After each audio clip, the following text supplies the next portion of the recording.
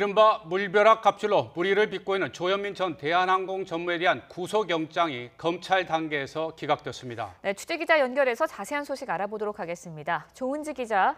네, 사회부입니다. 네, 경찰이 조현민 전 전무에게 구속영장을 신청한 게 오늘 낮이었는데요. 검찰이 신청 당일인 오늘 조금 전 영장을 기각했다고요. 네, 방금 전인 오후 8시 40분쯤입니다. 서울 남부지방검찰청이 조현민 전 대한항공 전무에 대한 경찰의 구속영장 신청을 기각했습니다. 검찰은 폭행 피해자 2명이 모두 조 전무의 처벌을 원치 않는다고 밝혀 공소를 제기할 수 없다고 판단했습니다.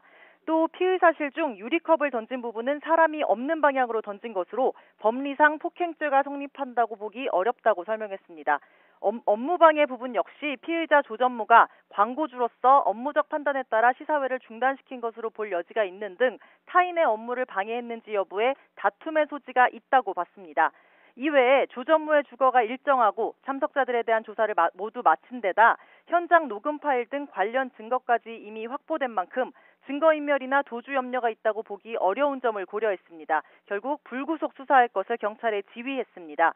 앞서 오늘 오후 서울 강서경찰서는 폭행과 업무 방해 혐의로 조 전 전무에 대한 사전 구속영장을 신청했습니다. 하지만 법원의 판단을 받기도 전에 검찰 단계에서 제동이 걸렸습니다. 앞서 조 전 전무는 15시간의 경찰 조사에서 혐의 대부분을 부인한 것으로 전해졌죠.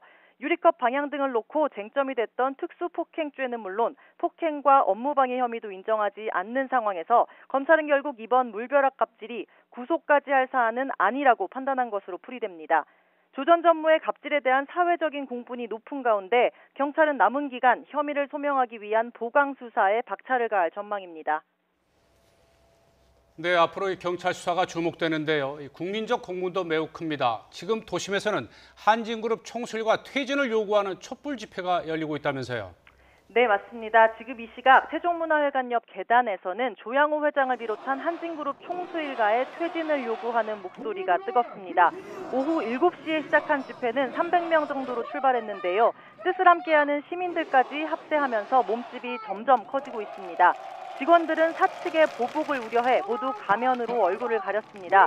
오늘 촛불 집회는 SNS 익명 단체 채팅방에서 기획됐는데요. 직원들의 자발적인 참여로 진행됐습니다. 오늘 사회는 이른바 땅콩회항 사건의 피해자인 박창진 전 사무장이 맡았습니다. 경찰 수사와 관세청 조사에 이어 직원과 시민들의 퇴진 압박까지 더해지면서 조양호 회장 일가는 벼랑 끝으로 내몰리고 있습니다. 지금까지 사회부에서 YTN 조은지입니다.